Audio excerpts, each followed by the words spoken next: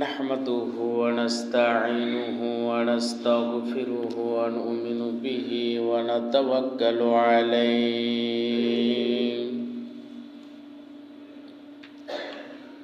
ونعوذ بالله من شرور أنفسنا ومن سيئات أعمالنا من يهده الله فلا مضل له ومن يضلله فلا هادي له فقد قال الله تبارك وتعالى في كلامه المجيد أعوذ بالله من الشيطان الرجيم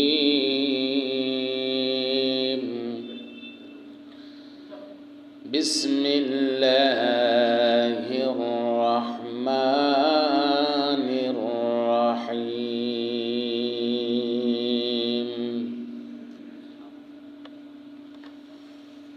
আদালি হাজি সাহেব হসপিটাল বলছে ওনার জন্য ভালো করে একটু দোয়া করে দিতে, এটা আমার বলছে আর কি, বলে দিছে ফোনে আজকে। ঠিক আছে। বিসমিল্লাহির রহমানির রহিম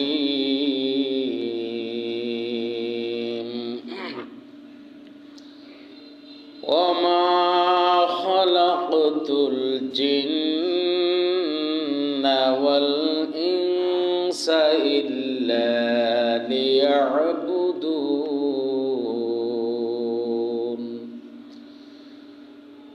صدق الله المولانا العظيم وصدق رسوله النبي الحبيب الكريم في شان حبيبه ومحبوبه ومعشوقه مخبرا وعامرا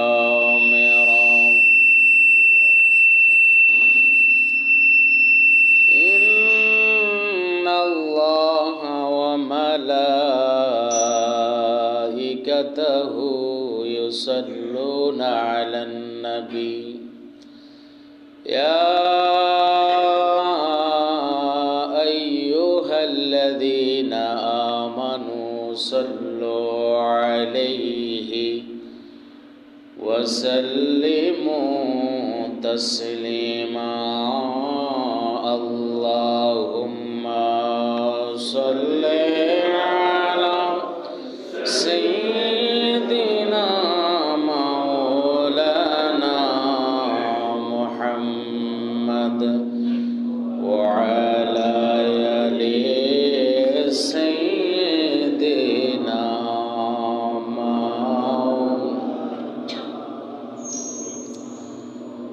তৌফিক দিও গো আল্লাহ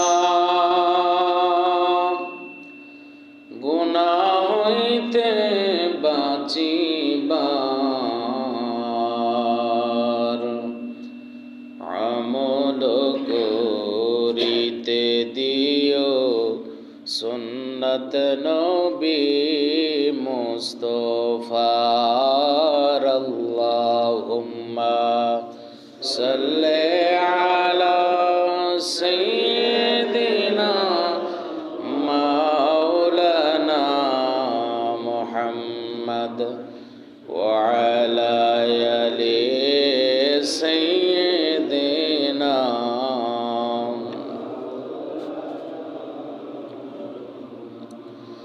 বালাগাল উলা বিকামালিহি কাশাফাদ দুজা বিজামালিহি হাসনাত জামিউ খিসালিহি সাল্লু আলাইহি ওয়া আলিহি বালাগাল উলা বিকামালিহি كشف الدجى بجماله حسنت جميع خصاله صلوا عليه وآله মুআজ্জাজ মুহতারাম সম্মানিত মুসল্লিয়ান কেরাম, মহান আল্লাহ পাক রব্বুল আলামিনের দরবারে অগণিত অফুরন্ত শুকরিয়া জ্ঞাপন করছি যে আল্লাহ সুবহানাহু ওয়া তাআলা আজকের এই পবিত্র শুক্রবার দিন জুমার দিনে জুমার নামাজ আদায় করার জন্য আল্লাহর ঘর মসজিদে আসার জন্য আমাদেরকে তৌফিক দান করেছেন। সকলে বলি আলহামদুলিল্লাহ। লক্ষ কোটি দরুদ এবং সালামের হাদিয়া পেশ করছি আমাদের আকা আমাদের সৈয়দ নবী গুল শিরোমণি আফতাবে নবুয়াত শাহান শাহের রিসালাত হাবিবেনা শফিয়েনা মুহাম্মদুর রাসূলুল্লাহ সাল্লাল্লাহু আলাইহি ওয়াসাল্লামের উপর আল্লাহ তাআলা আমাদের দরুদ এবং সালামের হাদিয়াটুকু নবীজির রওজা পাকে কবুল আর মঞ্জুর করে নিন। আমরা সকলেই বলি আমিন। সম্মানিত হাজিরিন, আমি পবিত্র কালামুল্লাহ শরীফ থেকে একটি আয়াতে কারিমা তেলাওয়াত করেছি। বিশেষ করে আজকে আমরা যেই রাতটা আমরা পাবো এটাকে বলা হয়েছে লাইলাতুন নিসফি মিন শাবান, অর্থাৎ শবে বরাতের রাত। দীর্ঘ 1 বছর পরে আমরা পবিত্র লাইলাতুল বরাত পেয়েছি, লাইলাতুল মুবারাকা পেয়েছি, লাইলাতুন নিসফি মিন শাবান অর্থাৎ শবে বরাতের রাত পেয়েছি। এই রাতটা আল্লাহ তাআলা উম্মতে মুহাম্মদীর জন্য একটি বোনাস হিসেবে আল্লাহ তাআলা উম্মতে মুহাম্মদীকে দান করেছেন। রাসূলুল্লাহ সাল্লাল্লাহু আলাইহি সাল্লামের ইন্তেকালের পর প্রায় 1300 বছর 1400 বছর পার হতে চলছে। যুগ যুগ থেকে পালিত হয়ে আসা এটা এমন একটি রাত যে রাতটা হলো লাইলাতুল বরাত, লাইলাতুন নিসফি মিন শাবান। সেজন্য এই রাতের ফজিলত গত জুমায় আপনাদের সামনে আলোচনা করা হয়েছিল। এই রাতের কি মর্যাদা রয়েছে, সেজন্য আজকে আমরা কিছু বিষয় আলোচনা করব। বিশেষ করে শরীয়তের কাঠগড়ায় যদি আমরা শবে বরাতকে আমরা উপস্থাপন করি, কিছু বিষয় যেগুলি আমাদের অতীব জরুরি জানা দরকার। প্রথমেই শবে বরাত নামটা আমরা অনেকে এটি নিয়ে আপত্তি করি যে শবে বরাত এটার কোরআন হাদিসের অস্তিত্ব নাই। আল্লাহ পাক রব্বুল আলামিন পবিত্র কোরআনুল কারীমে এই রাতটাকে বলা হয়েছে লাইলাতুল মুবারাকা। সূরা দুখানে আল্লাহ তাআলা বলছেন ইন্না আনজালনাহু ফি লাইলাতিন মুবারাকা, নিশ্চয় আমি পবিত্র কোরআনুল কারীম নাজিল করেছি বরকতময় রজনীতে। তো এই রাতটাকে আমরা মনে করি শবে বরাতের রাত। সব শব্দের অর্থ হলো রাত, বরাত মানে হলো ভাগ্য, অর্থাৎ ভাগ্যের রাত। অনেকে আপত্তি করে থাকেন শবে বরাত তো কোরআনে এবং হাদিসের অস্তিত্ব নাই। কিছু কিছু পরিভাষা আছে যেটা আমরা ব্যবহার করি, যেমন নামাজ। নামাজ শব্দটা ফার্সি শব্দ। এখন যদি কেউ বলে নামাজ কোরআনে নাই হাদিসে নাই, এটা কি নামাজ শব্দ কি কোরআন হাদিসে পাওয়া যাবে? এটা ফার্সি শব্দ। কোরআনে যেটা বলা হয়েছে এটা হলো সালাত। ঠিক তেমনিভাবে রোজা, রোজা শব্দ এখন যদি আমরা কেউ বলি এটা কোরআন হাদিসে নাই, হ্যাঁ বাস্তব কথা। রোজা শব্দ কোরআন হাদিসে কেন থাকবে? কোরআন হাদিসে তো আরবি ভাষা, এখানে থাকবে সাওম। ঠিক তারই ধারাবাহিকতায় শবে বরাতও একই, সেম। সব শব্দের অর্থ হলো রাত, এটা ফার্সি শব্দ। বরাত মানে হলো ভাগ্য, ভাগ্যের রজনী, যেটাকে আরবিতে বলা হয়েছে লাইলাতুল মুবারাকা, আর হাদিসের ভাষায় বলা হয়েছে লাইলাতুন নিসফি মিন শাবান, শাবানের অর্ধ রজনী। অর্ধ রজনী মানে শাবান মাসের অর্ধেক যে রাতটা হয়, 14 তারিখ দিবাগত রাত। অর্থাৎ আজকে হলো শাবান মাসের 14 তারিখ। মাগরিব হয়ে গেলেই শ্রাবণের 14 তারিখ দিবাগত রাত হবে। তো শবে বরাত এটা হলো ফার্সি শব্দ এবং কোরআনের ভাষায় লাইলাতুল মুবারাকা, হাদিসের ভাষায় লাইলাতুন নিসফি মিন শাবান। তাহলে এই কথা ক্লিয়ার হয়ে গেল, শবে বরাত বলাতে কোনো সমস্যা নাই, অসুবিধা নাই। যেহেতু আমরা নামাজ বলি, রোজা বলি, এই সমস্ত শব্দগুলো আমরা ব্যবহার করি, ঠিক তেমনি জাহান্নাম বলি, জাহান্নাম, তারপরে এরকম আরও অনেক বেহেশত, দুজক, বেহেশত এটা ফার্সি শব্দ, দুজক এটা ফার্সি শব্দ, এগুলি আমরা ব্যবহার করি, যেগুলি আরবি ভাষা হলো জাহান্নাম, জান্নাত। তো সেই জন্য এই রাত্রিটার নাম এই উপমহাদেশের মধ্যে একটি পারিভাষিক শব্দ হিসেবে আমরা ব্যবহার করি, এটা হলো কি শবে বরাত বা লাইলাতুল বরাত। তারপরে অনেকেই মনে করেন যে আমরা যে শবে বরাত আমরা পালন করি, কোরআনে বলা হয়েছে লাইলাতুল মুবারাকা, এটাকে লাইলাতুল কদর বোঝানো হয়েছে।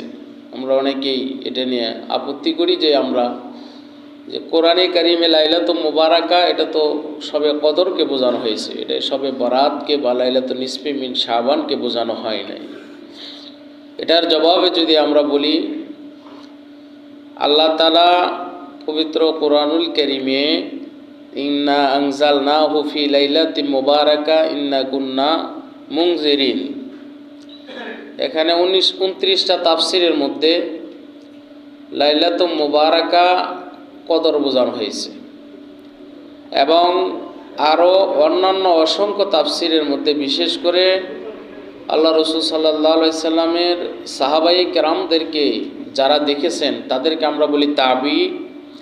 এই তাবিদের মধ্যে অন্যতম একটি তাবি যার নাম হযরত ইকরামা রাহমাতুল্লাহি আলাইহি সহ অনেক তাবি মুফাসসির যারা কোরআনের তাফসির করেছেন, ওনারা এই লাইলাতুল মুবারাকা দ্বারা বলছেন লাইলাতুন নিসফি মিন শাবান, অর্থাৎ শাবান মাসের 14 তারিখ দিবাগত রাত। তারপরে আল্লাহ রসুল সাল্লাল্লাহু আলাইহি সাল্লামের একজন, দুইজন, তিনজন নয়, প্রায় 15 জন সাহাবী এই লাইলাতুন নিসফি মিন শাবান অর্থাৎ এই শবে বরাতের রাতের ফজিলত সংক্রান্ত হাদিস বর্ণনা করেছেন। জোরে বলি সুবহানাল্লাহ। একজন, দুইজন, তিনজন নয়, আল্লাহ রসুলের 15 জন সাহাবী এবং প্রসিদ্ধ সাহাবী, ওনারা এই লাইলাতুল বরাত বা শবে বরাতের রাতের হাদিস বর্ণনা করেছেন। যেমন আমরা পবিত্র কোরআনে কারিমে পাই সলাতুল উস্তা, হাফিজু আলা সলাতি ওয়াস সলাতিল উস্তা। বিশেষ করে আল্লাহ তাআলা কোরআনে বলেন যে তোমরা নামাজের হেফাজত করো, বিশেষ করে উস্তা নামাজের। উস্তা নামাজ মানে কি? মধ্যবর্তী সময়ের নামাজের তোমরা হেফাজত করো, সংরক্ষণ করো। এখন এই সলাতুল উস্তা এর ব্যাপারে অনেক সাহাবায়ে কেরামগণ ওনারা বলেছেন এই সলাতুল উস্তা হলো এই আসরের নামাজ, মধ্যবর্তী নামাজ। আবার অনেক সাহাবায়ে কেরাম এই সলাতুল উস্তার ব্যাপারে কথা বলেছেন যে এটা হলো ফজরের নামাজ, কেউ বলেছেন জুমার নামাজ। এখন অনেক সাহাবায়ে কেরাম এক এক মত দিয়েছেন, তাহলে আমরা কোনোটাকেই ফেলে দেওয়া যাবে না, কোনোটাকে বাদ দেওয়া যাবে না, সকলের কথার এখানে গ্রহণযোগ্যতা আছে।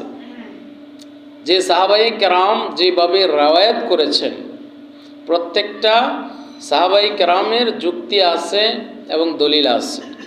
সেই জন্য এই লাইলাতুল মুবারাকা দ্বারা যে শুধু কদরই উদ্দেশ্য এই কথা কখনো বলা যাবে না, আর লাইলাতুন নিসফি মিন শাবানের যে অস্তিত্ব নাই এই কথা বলার কোনো সুযোগ নাই। তারপরে এই রাতের অর্থ কি? অনেকে উপস্থাপন করেন যে লাইলাতুল বরাতের অর্থ হলো বিচ্ছিন্নতা। অনেক কিতাবের মধ্যে অনেকে লিখছেন যে লাইলাতুল বরাত মানে হলো বিচ্ছিন্নতার রাত, অর্থাৎ এই রাত্রে ইবাদত বন্দিগি করলে আল্লাহর রহমত থেকে বঞ্চিত হয়ে যাবে। জোরে বলেন নাউজুবিল্লাহি মিন যালিক।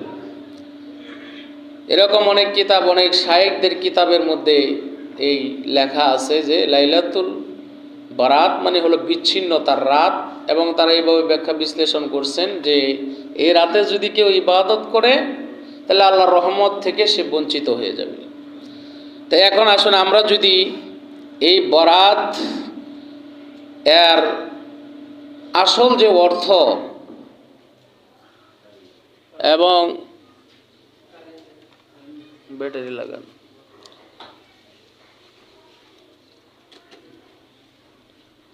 প্রসিদ্ধ যে সাউন্ড বাড়ান এবং প্রসিদ্ধ যে আমরা অভিধান, বিশেষ করে আল মোজামুল ওয়াসিত, আল মোজামুল ওয়াসিত একটা প্রবন্ধের কিতাব আছে, অভিধানের কিতাব আছে, বাংলা ভাষায় প্রচলিত একটি জনপ্রিয় অভিধান। এটার মধ্যে যদি আমরা খুঁজি, এবং আরবিতে একটা আছে মোজামুল ওয়াসিত আর মোজামুল ওয়াফি। দেখেন এই অভিধানে আপনার এই বরাতের অর্থ করেছেন। বরাতের অর্থ এখানে লেখা আছে মুক্ত হওয়া, নিরাপদ হওয়া, নির্দোষ হওয়া, দায় মুক্তি হওয়া। জোরে বলুন না সুবহানাল্লাহ। কোনো ব্যক্তি যদি এই লাইলাতুল বারাতের মধ্যে ইবাদত বন্দিগি করে, আল্লাহর কাছে মাফ চায়, তাহলে ওই ব্যক্তিটা আল্লাহর কাছে ক্ষমা পাবে এবং আল্লাহ তাকে জাহান্নাম থেকে মুক্তি দিবেন। এবং এটা সর্বজন শ্রদ্ধেয় তফসির মুফাসসির আল্লামা শামসুদ্দিন কুরতুবী রহমতুল্লাহ আলাইহি সূরা দুখানের তাফসিরের মধ্যে তিনি এই সূরা দুখানের মধ্যে তাফসির করেছেন। তিনি বলেছেন লাইলাতুল বরাতের 4টা নাম। এর মধ্যে একটা নাম হলো বরকতময় রজনী, মুক্তির রজনী, চেক প্রদানের রজনী, ভাগ্যের রজনী। জোরে বলুন না সুবহানাল্লাহ। 4টার নাম এখানে পাওয়া যায় তাফসিরে। প্রথম হলো বরকতময় রজনী, দ্বিতীয় হলো মুক্তির রজনী, আর তৃতীয় হলো চেক প্রদানের রজনী, আর চতুর্থ হলো ভাগ্যের রজনী। তার মানে এখানেও স্পষ্ট হয়ে গেল যে অভিধান, যেগুলি গ্রহণযোগ্য অভিধান, এই অভিধানের মধ্যে বরাতের অর্থ বিচ্ছিন্নতা এখানে বলা হয় নাই। বরাতের অর্থ বলা হয়েছে মুক্তির রজনী, বরকতময় রজনী এবং সনদ প্রাপ্তির মানে চেক প্রদানের রজনী বা ভাগ্যের রজনী। এই কথাগুলি এখানে বলা হয়েছে। তো আবার অনেকেই হয়তো এরকম বলেন যে আল্লাহ তাআলা এই রাতটাকে যে ভাগ্যের রজনী বলছেন, এই ভাগ্যর রজনী এটা তো ঠিক নয়, কেননা মানুষের ভাগ্য তো আল্লাহ সৃষ্টির 50,000 বছর আগেই লিখে রেখেছেন। এটা বর্ণনা আছে যে মানুষের ভাগ্য আল্লাহ সৃষ্টির 50,000 বছর আগেই লিখে রেখেছেন। তাহলে আমরা কেন এই রাতটাকে ভাগ্যের রজনী বলি? এর জবাবে যদি আমরা বলতে চাই, আল্লাহ পাক রব্বুল আলামিন স্বতন্ত্র একটি সূরা কোরআনে কারিমে নাজিল করেছেন, যেই সূরাকে বলা হয় সূরাতুল কদর। এই কদরের রাতটাকেও, লাইলাতুল কদরের রাতটাকেও ভাগ্যের রজনী বলা হয়। জোরে কন্যা সুবহানাল্লাহ। কদরের রাতটাও কি ভাগ্যের রজনী। এখন যদি মনে করি আমি আমার সৃষ্টির 50,000 বছর আগে আমার ভাগ্য আল্লাহ লিখে রেখেছেন, তাহলে আল্লাহ তো কোরআনে বলছেন যে লাইলাতুল কদর এটাও ভাগ্যের রজনী, তাহলে এটা আবার কোন ভাগ্যে লেখা হবে এই দিন? তো সেই জন্য মূল ব্যাখ্যা হলো আল্লাহ তাআলা প্রতি বছর শবে কদরের রাত্রে এবং শবে বরাতের রাত্রে আল্লাহ তাআলা মানুষের ভাগ্য লেখেন। বিশেষ করে মুফাসসিরগণ এই বিষয়গুলা অত্যন্ত সুন্দরভাবে ওনারা সমাধান দিয়ে গেছেন যে শবে কদরে আল্লাহ পাক রব্বুল আলামিন লাইলাতুল বরাতে, লাইলাতুল নিসফি মিন শাবানে আল্লাহ তাআলা ভাগ্যটা সর্বপ্রথম আল্লাহ তাআলা লিখেন এবং শবে কদরের রাত্রিতে আল্লাহ তাআলা ফেরেশতাদের কাছে এই ভাগ্যটা অর্পণ করেন। জোরে বলুন সুবহানাল্লাহ। আল্লাহ তাআলা সৃষ্টির 50,000 বছর আগেও ভাগ্য লেখেন, কিন্তু এই ভাগ্যটা আল্লাহ পাক রব্বুল আলামিন লেখার পরেও কিছু কিছু মানুষের আমল, কিছু কিছু মানুষের তাহাজিব তামদ্দুন এবং দোয়া, এইগুলির কারণেও মানুষের ভাগ্যের পরিবর্তন হয়। যেটাকে এই জন্য একটা হলো খণ্ডনীয় ভাগ্য, একটা হলো অখণ্ডনীয় ভাগ্য। কিছু কিছু বিষয় আছে যেই ভাগ্যগুলি আল্লাহ তাআলা একেবারে লিখে রেখেছেন, এটার কোনো পরিবর্তন নাই। আবার কিছু ভাগ্য আছে এগুলি পরিবর্তন হতে পারে। বাবা মার দোয়ায় অনেক সন্তানের বিপদ বালা মুসিবত আল্লাহ দূর করে দেয়, জোরে বলি সুবহানাল্লাহ। উস্তাদের দোয়ায়, পরে আপনি দান সৎকার দোয়ায়, বিভিন্ন আমলের কারণে মানুষের ভাগ্যের পরিবর্তন হয়। সেই জন্য মুফাসসিরিন কেরামগণ ওনারা উল্লেখ করেছেন যে বান্দার শাবানের মধ্যরাতে অর্থাৎ শবে বরাতের রাতে আল্লাহ সিদ্ধান্ত গ্রহণ করেন এবং শবে কদরের রাত্রিতে আল্লাহ সুবহানাহু ওয়া তাআলা এই দায়িত্বটা ফেরেশতাদের কাছে আল্লাহ অর্পণ করেন, জোরে বলেন সুবহানাল্লাহ। তার মানে এই কথা বোঝা গেল যে বরাত, শবে বরাতের রাত এটাও কি ভাগ্যের রজনী। সেই জন্য শবে বরাতে যদি কোনো ব্যক্তি ইবাদত করে, শবে বরাতে কোনো ব্যক্তি যদি আল্লাহর রেয়াজতে কাটায়, তাহলে ওই ব্যক্তির ভাগ্যের পরিবর্তন হতে পারে আল্লাহ যদি ইচ্ছা করেন। তো সম্মানিত হাজিরিন, অনেকেই এই কথাটা আবার প্রশ্ন করেন যে শবে বরাত এর ভাগ্য বা রজনীর ফজিলত যাই কিছু বলেন, সহি কোনো রেওয়ায়েতে, সহি কোনো হাদিস তো খুঁজে পাই না। অনেকেই এই কথাটা বলা বলি করেন যে শবে বরাতের একটা হাদিসও সহি নাই। এই ব্যাপারে আমি আপনাদেরকে বলতে চাই, শবে বরাতের সহি হাদিস আছে, একটা দুইটা নয়, অসংখ্য হাদিস। আমি আগে বলছি যে 15 জন সাহাবী শবে বরাতের হাদিস বর্ণনা করেছেন। বিশেষ করে আমরা মনে করি যে শুধু বুখারীতেই নাকি সহি হাদিস, না, বুখারী ছাড়াও অসংখ্য হাদিস আছে। ইমাম বুখারী রহমাতুল্লাহ আলাইহি উনি যে বুখারী শরীফ লিখছেন, বুখারী শরীফ লেখার আগে উনি বলছেন যে আমার কাছে 6 লক্ষ সহি হাদিস আছে, জোরে বলুন না সুবহানাল্লাহ।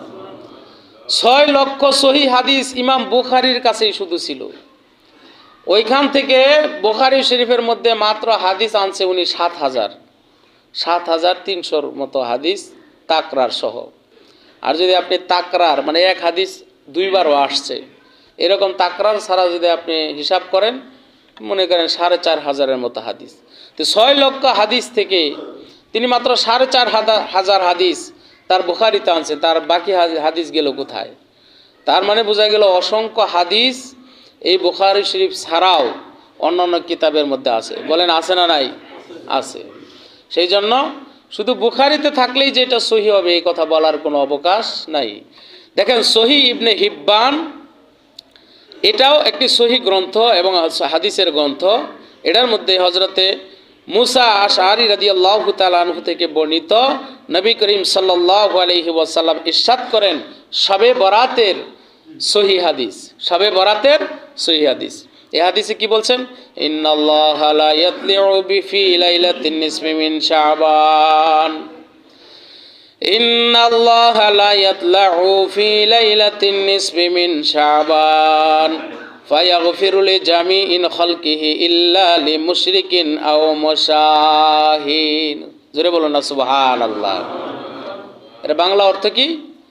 বাংলা অর্থ হলো আল্লাহ রাসূল সাল্লাল্লাহু আলাইহি সাল্লাম ইরশাদ করেন, নিশ্চয়ই আল্লাহ তাআলা ইন্নাল্লাহা লা ইয়াতলাউ ফি লাইলাতিন নিসফি মিন শাবান, যখন শাবানের রজনী চলে আসে, অর্থাৎ আজকে মাগরিব যখন হয়ে যাবে, মানে মাগরিব সূর্য অস্ত যাওয়ার সাথে সাথে কি করেন আল্লাহ তাআলা? ফায়াগফিরু লিজামিইন খালকিহি, আল্লাহ তাআলা তার রহমতের ভান্ডার নিয়ে সকল সৃষ্টির প্রতি একটা বিশেষ ভূমিকায় আল্লাহ তাআলা প্রথম আসমানে অবতরণ করবেন। জোরে বলুন সুবহানাল্লাহ।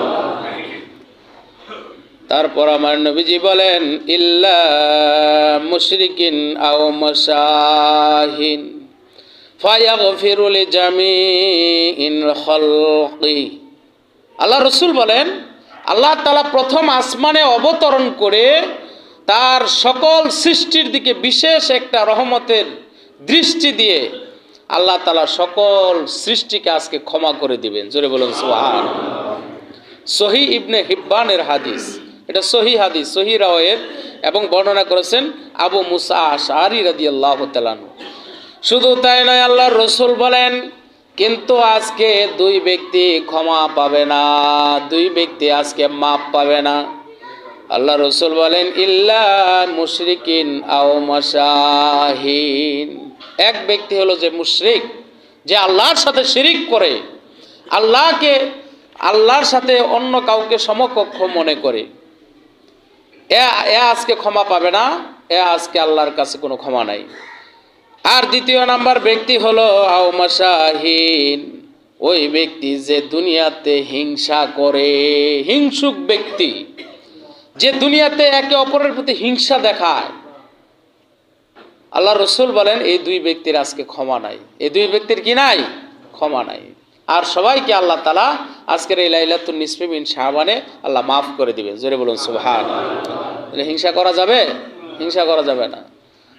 হিংসা একদম টোটালি, হিংসা এমন একটা বদ আমল, আপনার ভালো আমলগুলিকে খেয়ে ফেলে। হাদিসের মধ্যে এই ব্যাপারে অনেক বক্তব্য আছে যে কোনো মানুষ যদি কোনো মানুষের প্রতি হিংসা বিদ্বেষ রাখে, ওই ব্যক্তিটা যে নেক আমল করে, এই হিংসার কারণে আল্লাহ তাআলা ওই নেক আমলগুলি ধ্বংস করে দেয়। জোরে বলুন নাউযুবিল্লাহি মিন যালিক। সেই জন্য আল্লাহ তাআলা যেন আমাদের হিংসা থেকে, হিংসুকের হিংসা থেকে যেন আল্লাহ তাআলা আমাদেরকে হেফাজত করেন। আমরা সকলেই বলি আমিন। সম্মানিত হাজরিন, এখন আমাদের দেশে যারা শবে বরাত নিয়ে বেশি বাড়াবাড়ি করে, বিশেষ করে যারা, যে সমস্ত শায়েখরা শবে বরাতের নাম শুনলেই গায়ে আগুন লাগে, এখন তাদের দৃষ্টিতে দেখেন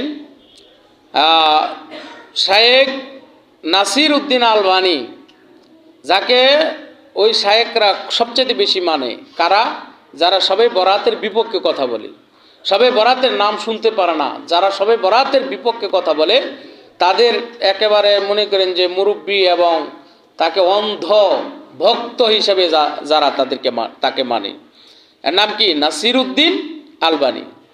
তিনি দেখেন এই হাদিসগুলোর ব্যাপারে তিনি কি উল্লেখ করেছেন। তিনি বলেছেন, নাসির উদ্দিন আলবানী তিনি তার সিলসিলাতুল হাদিসের মধ্যে বলছেন হাজা হাদিসুন সহিহ। এই হাদিসটা হলো সহি হাদিস। যেরকম না সুবহানাল্লাহ। এই হাদিসটা কি? শবে বরাতের যে হাদিস, আল্লাহ তাআলা প্রথম আসমানে অবতরণ করে সৃষ্টির দিকে আল্লাহ তাআলা বিশেষ রহমতের দৃষ্টি দিয়ে সকল সৃষ্টিকে আল্লাহ ক্ষমা করে দেন। এই হাদিসটা নাসির উদ্দিন আলবানী তিনি বলছেন এটা সহি হাদিস, এবং এই হাদিসটা আরো বিভিন্ন সনদে অনেক সাহাবাই কেরাম বর্ণনা করেছেন। তাইলে এই হাদিসটা আবার বর্ণনা করেছেন হযরতে মুআজ ইবনে জাবাল, বর্ণনা করেছেন আবু সালাবা, আব্দুল্লাহ ইবনে আমর, মুসা আশারি, আবু হুরায়রা, এবং হযরত আবু বকর রাদিয়াল্লাহু তাআলা, হযরত আব্দুর রহমান ইবনে আউফ, হযরত আউফ বিন মালিক, এবং আম্মা জান আয়েশা সিদ্দিকা রাদিয়াল্লাহু তাআলা আনহা। জোরে বলুন সুবহানাল্লাহ। তো এতগুলা সাহাবাই কেরাম এই হাদিসগুলা বর্ণনা করেছেন। এই হাদিসগুলা বর্ণনা করার পর তারপরও যদি আমরা শবে বরাত না মানি, শবে বরাত যদি আমরা পালন করা থেকে আমরা বিরত থাকি, তাহলে কি বলেন, আমরা কি মুসলমান হিসেবে দাবি করতে পারবো? পারবো না। বরং এটা যারা অস্বীকার করবে, এটা যারা ইনকার করবে, এবং শবে বরাত নাই বলে যারা ঢালাওভাবে ফতোয়া দিয়ে মানুষকে দূরে রাখবে, এরাই সাহাবায়ে কেরাম অস্বীকারী, সহি হাদিস অস্বীকারী, আল্লাহর কোরআন অমান্যকারী। কথা বলেন ঠিক কি না? সেই জন্য শবে বরাত অস্বীকার করা যাবে না। কারণ এই ব্যাপারে আরো হাদিস আছে। আল্লাহ রসুল সাল্লাল্লাহু আলাইহি সাল্লাম এই ব্যাপারে আরো হাদিস আছে, যে হাদিসটাকে হাসান পর্যায়ে গণনা করেছেন। অনেক ইমামগণ হাসান পর্যায়ে গণনা, হাসান আর সহি হাদিসের মধ্যে একটা হলো হাসান, একটা হলো সহি। অনেকে মনে করেন যে সহি মানে খালি সহি, হাসান হাদিস সহি না। সহি এবং হাসান হাদিস এর ব্যবধান কিন্তু খুব বেশি দূরত্ব নয়। মনে করেন যে সহি এবং হাসান, যেমন আপনি ফরজ এবং ওয়াজিব, একের খুব বেশি ব্যবধান নয়, এটাও আবশ্যক এটাও আবশ্যক। এবং তার চেয়ে বেশি কাছের হলো হাসান এবং সহি হাদিস। যেই হাদিসটাকে অনেকে হাসান বলেছেন, এই হাসান হাদিসের মধ্যে কি বলছেন, আল্লাহ রসুল সাল্লাল্লাহু আলাইহি সাল্লাম ইরশাদ করেন, ইযা কানাত লাইলাতুন নিসফি মিন শাবান ফাকুমু লাইলাহা ওয়া সুমু নাহারাহা। আল্লাহ রসুল সাল্লাল্লাহু আলাইহি সাল্লাম বলেন, যখন 14 শাবানের দিবাগত রাত আসে তোমরা এই রাত জেগে ইবাদত করো। জোরে বলুন সুবহানাল্লাহ। অনেকে বলেন শবে বারাতের দলিল আছে, শবে বারাতের হাদিস আছে, সব কিছু আছে, এই রাত্রে আমরা ইবাদত করব কেন? দলবদ্ধভাবে ইবাদত করার কি প্রয়োজন? দেখেন আল্লাহ রসুলের এই হাদিসে কি বলেন, ইযা কানাত লাইলাতুন নিসফি মিন শাবান ফাকুমু লাইলাহা ওয়া সুমু নাহারাহা। আল্লাহ রসুল বলেন, যখন শাবানের 14 তারিখ দিবাগত রাত আসে ওই রাত্রে তোমরা কি করো, ফাকুমু লাইলাহা, তোমরা ওই রাত জেগে জেগে ইবাদত করো, ওয়া সুমু নাহারাহা, এবং পরদিন তোমরা রোজা পালন করো। পরদিন কি করো? রোজা পালন করো। তারপরে আল্লাহ রসুল বলেন, ফা ইন্নাল্লাহা ইয়ানজুলু ফিহা গুরুবিশ শামসি ইলা সামাইদ দুনিয়া ফায়াকুল, কারণ আল্লাহ পাক রব্বুল আলামিন এই রাত্রি হওয়ার সাথে সাথেই প্রথম আসমানের মধ্যে অবতরণ করেন। অবতরণ করার পর আল্লাহ তাআলা ঘোষণা করতে থাকেন, ফায়াকুল আলা মিন মুস্তাগফিরিন ফাগফির লাহু, কে আসো আমার কাছে ক্ষমা প্রার্থনা করো, আমি আল্লাহ তোমাদেরকে ক্ষমা করে দেব। জোরে বলুন সুবহানাল্লাহ। তারপর আল্লাহ রাসূল বলেন, আলা মিন মুস্তারজিকিন ফারজুকাহু, কে আসো রিজিকের প্রত্যাশী, আজকে আমার কাছে চাও, আমি অগণিত অফুরন্ত রিজিক তোমাকে দান করে দেব। জোরে বলুন সুবহানাল্লাহ। তারপর আল্লাহ রাসূল বলেন, আলা মুবতালা ফাআফাইহি আলা কাযা হাত্তা ইয়াতলু আল ফাজর। আল্লাহ রাসূল বলেন, এই রাত্রিতে আমার আল্লাহ তাআলা আরো অনেক আহ্বানকারী, আল্লাহ তাআলা অনেককে আহ্বান করতে থাকেন, তোমরা এই চাও আমার কাছে, কি চাও?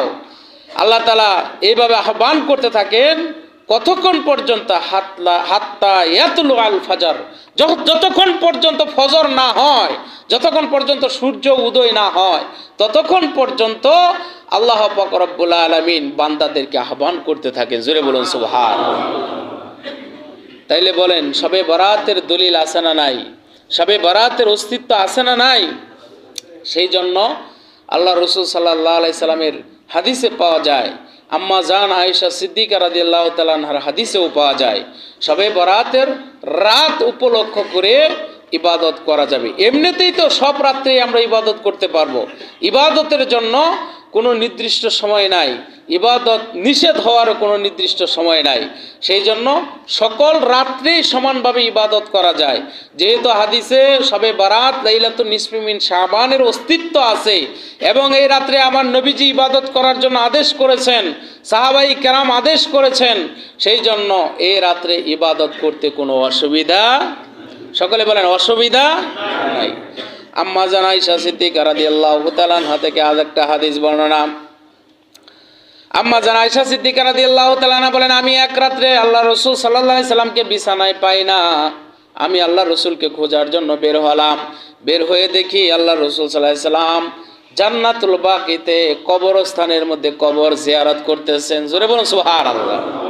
তাহলে এই হাদিস দ্বারা আরেকটা জিনিস বোঝা গেল, লাইলাতুল বারাত লাইলাতুন নিসফি মিন শাবান এই রাত্রিতে কবর জিয়ারত করবেন। আমাদের যাদের মা বাবা মারা গেছে, আত্মীয় স্বজন মারা গেছে, তাদের কবরে আমাদের যাওয়া দরকার। সকলে বলেন দরকার আছে না নাই? দরকার আছে। কারণ আপনি ওইখানে গিয়ে যদি কবর জিয়ারতের উদ্দেশ্যে আপনি সূরা ফাতিহা পড়েন, সূরা ইখলাস পড়েন, দুরূদ পড়েন, আপনি ওইখানে যদি তার জন্য দোয়া করেন, আল্লাহ তাআলা এই দোয়াটা তার রূহের মাগফিরাত কামনা করবেন। জোরে বলুন সুবহানাল্লাহ। সেই জন্য আল্লাহ রাসূল সাল্লাল্লাহু আলাইহি সাল্লাম নিজেই এই শবে বারাতের রাত্রিতে কবর জিয়ারত করেছেন এবং এই রাত্রিটা যে ছিল শবে বারাতের রাত্রি, এই আম্মা জান আয়েশা সিদ্দিকা রাদিয়াল্লাহু তাআলা আনহার এই হাদিস থেকেই আল্লাহ রাসূল সাল্লাল্লাহু আলাইহি সাল্লাম বর্ণনা করেছেন যে, হে আয়েশা, তুমি কি মনে করছো আল্লাহ রাসূল তোমার প্রতি জুলুম করবেন? তখন আম্মা জান আয়েশা সিদ্দিকা রাদিয়াল্লাহু তাআলা বলেন যে না, আমি ভাবছি আপনি অন্য কোনো বিবির ঘরে প্রবেশ করছেন। তখন রাসূলুল্লাহ সাল্লাল্লাহু আলাইহি সাল্লাম বললেন, নিশ্চয়ই আল্লাহ তাআলা শাবানের মধ্যরাত্রিতে দুনিয়াতে আল্লাহ রহমত নাজিল করেন এবং বনি কলব গোত্রের বকরির পশমের চেয়েও বেশি পরিমাণ সংখ্যক বান্দাদেরকে আল্লাহ এই রাত্রে মাফ করে দেন। জোরে বলুন সুবহানাল্লাহ। তার মানে এই রাত্রিতে ইবাদত করতে কোনো সমস্যা নাই। কিন্তু অনেকেই বলেন যে এই রাত্রিতে যে ইবাদত করতে হবে, মক্কা মদিনায় তো আমরা এই রাত্রিতে আমরা ইবাদত করতে দেখি না। মক্কা মদিনার চাইতে কি বাংলাদেশের আলেমরা বড় হয়ে গেল নাকি? অনেকেই প্রশ্ন করেন যে মক্কা মদিনায় তো শবে বরাতের রাত্রিতে ইবাদত নাই। এই কথাটা ভুল কথা। কারণ শবে বরাতের রাত্রিতে মক্কা মদিনায় ইবাদত হয়, হেরেম শরীফে ইবাদত হয়। এটা আমরা ভিডিওর মধ্যে অনেকেই দেখছি, কিন্তু অনেকেই করে না বিদায় তারা এই ফতোয়াগুলি দেয়। আর মক্কা মদিনায় যদি নাও থাকে, কিন্তু আমরা তার কোরআন হাদিসের বাইরে যেতে পারবো না, যেহেতু 15 জন সাহাবাই কেরাম এই লাইলাতুল বারাতের রাত্রিতে ইবাদতের কথা হাদিস বর্ণনা করেছেন। আল্লাহ রসুল নিজে ইবাদত করেছেন এবং অসংখ্য সাহাবাই কেরাম এবং তাবিঈনে কেরাম ওনারা এই রাত্রিতে ইবাদত বন্দিগি করছেন। তাহলে আমাদের করতে কোনো সমস্যা নাই। কি বলেন, সমস্যা আছে? সমস্যা নেই। সেই জন্য ইনশাআল্লাহ আমরা এই লাইলাতুল বারাত আবার দীর্ঘ 1 বছর পরে আমরা পেয়েছি। যে যত ফতোয়ায় প্রদান করুক না কেন, এই ভালো আমলগুলি আপনারা ছাড়বেন না। এই ভালো আমলগুলি আমাদের করা দরকার। এইগুলি হলো নাজাতের উসিলা। এটা উম্মতে মুহাম্মদের জন্য আল্লাহ তাআলা আমাদেরকে বোনাস দিয়েছেন। লাইলাতুল